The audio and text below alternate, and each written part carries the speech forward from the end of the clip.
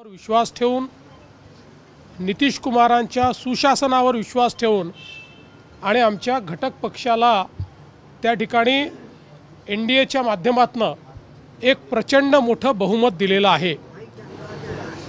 आता जे काही ट्रेंड्स दिसत आहेत त्याच्यामध्ये कदाचित 2010चा रेकॉर्ड तुटू शकेल अशा प्रकारचा विजय हा या ठिकाणी प्राप्त झालेला आहे। विशेषतः मोदीजींच्यावर जो काही बिहारचा विश्वास आहे, जे काही मोदीजींवर प्रेम आहे ते यातनं आपल्याला दिसून पडतं आहे। आणि नितीश कुमारांची जी छवी आहे एक स्वच्छ आणि प्रशासक म्हणून त्यावरही एक शिक्कामोर्तब करण्यात आलेला आहे। चिराग पासवान असतील किंवा मांझीजी असतील, उपेंद्र कुशवाहा असतील, असं एक अतिशय चांगलं या ठिकाणी आमची युती होती आणि त्या युतीला चांगल्या प्रकारे लोकांनी प्रतिसाद दिला आहे। दुसरं महत्त्वाचं असं आहे की या विजयानंतर खऱ्या अर्थानं काँग्रेस पार्टी आणि राहुल गांधी यांनी देशामध्ये जो विषारी प्रचार चालवलेला आहे त्याला जनतेने उत्तर दिलेलं आहे। सातत्याने संवैधानिक संस्थांचा अपमान करणं, संवैधानिक संस्थांच्या माध्यमातून चालणाऱ्या कारभाराला विरोध करणं, जनतेच्या मॅन्डेटला विरोध करणं, कुठेतरी आता जनतेला हे लक्षात येतं आहे की आम्ही ज्या सरकारला निवडून देतो हा त्या सरकारचा अपमान नाही आहे, आमच्या मताचा अपमान आहे। त्यामुळे जोपर्यंत राहुल गांधी अशा प्रकारे संवैधानिक संस्थांचा अपमान करतील तोपर्यंत काँग्रेसची हालत हीच होईल। आज आपण बघा, एकीकडे RJDची तर हालत खराब झालीच आहे, पण काँग्रेसची हालत त्याहीपेक्षा खराब आहे। काँग्रेस MIM पेक्षाही खाली गेली आहे आणि एकत्रित कम्युनिस्ट पक्षांच्या ज्या जागा आलेल्या आहेत त्याहीपेक्षा काँग्रेस खाली गेलेली आहे। मला असं वाटतं की काँग्रेसच्या बिहारच्या इतिहासातला सर्वात कमी स्कोअर त्या ठिकाणी आलेला आहे। राहुल गांधींनी तिथे वोट चोरीचा मुद्दा चालवला, त्याच्यावर त्यांनी यात्रा काढली, त्यांनी नदीत उड्या टाकून बघितल्या, डान्स करून बघितला, पण लोकांचा विश्वास हा मोदीजींवर आणि नितीश कुमारांवरच आहे। आणि म्हणून मला असं वाटतं की या ठिकाणी जोपर्यंत काँग्रेस पार्टी आणि त्यांच्यासोबतचे पक्ष हे त्या ठिकाणी आत्मपरीक्षण करणार नाहीत तोपर्यंत ते निवडून येऊ शकत नाहीत।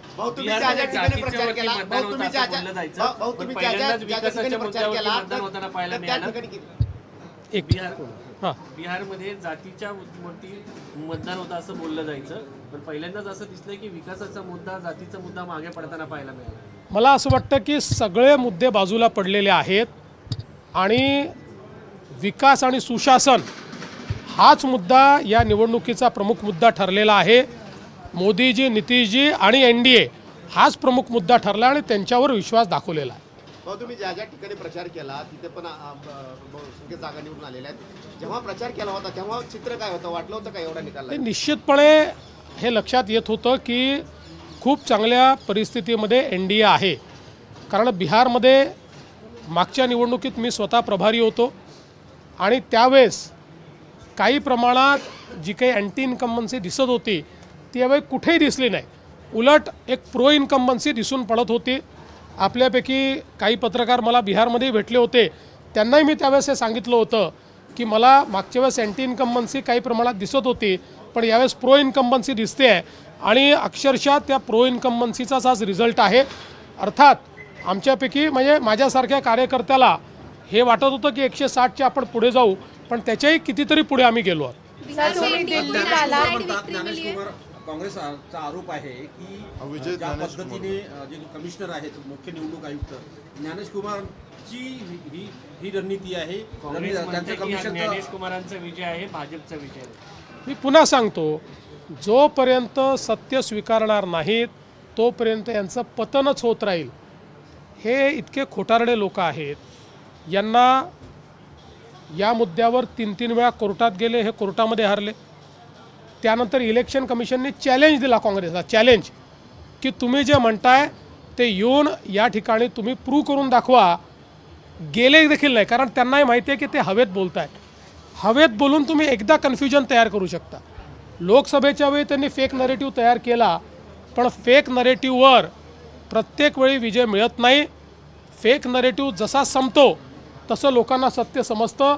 काँग्रेसचा फेक नरेटिव्ह संपला आहे हे जर त्यांना समजलं नाही तर बिहारपेक्षा वाईट स्थिती ही त्यांची भविष्यात होत राहील. सर तुम्ही दिल्लीत आलेत. नितीश कुमार हेच मुख्यमंत्री असं आहे की नितीश कुमारजींच्या नेतृत्वात ही निवडणूक झाली आहे.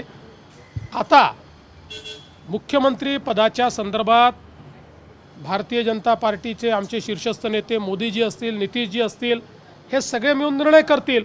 त्या संदर्भात बोलण्याचा अधिकार मला नाही. म्हणजे अगदी स्पष्ट आहे की नितीशजींच्या नेतृत्वामध्ये या निवडणुका केल्या आहेत. वेळोवेळी अमित शहाजींनी अतिशय स्पष्टपणे सगळी भूमिका मांडली आहे. त्यामुळे त्यानुसार जे काही निर्णय आहेत ते होतील. या संदर्भात कुठलंही कमेंट करण्याचा आमचा अधिकार नसतो. आमच्या पार्लमेंटरी बोर्डाचा किंवा आमच्या शीर्षस्थ नेत्यांचा तो अधिकार आहे. तुम्ही दिल्लीत आलात, राम सुतार यांना- महिला वोट बँकचा काय याच्यामध्ये काय परिणाम लाडली बहीण राहिला चालली, आणि दुसरं की त्याच याचा स्थानिक धर्तीवर स्वराज्य संस्थेवर परिणाम होणार का? हां. बिहारमध्ये नाही, मला असं वाटतं की बिहारमध्ये निश्चितपणे पहिलेही दरवेळी बिहारमध्ये महिलांनी आमच्या NDAला वोट दिलेला आहे. मोदीजींवर नितीशजींवर महिलांचं विशेष प्रेम आहे आणि याही वेळी ते झालेलं आहे. पण आपण बघा, केवळ महिला नाहीत तर युवांनी देखील भरभरून मतदान दिलं आहे.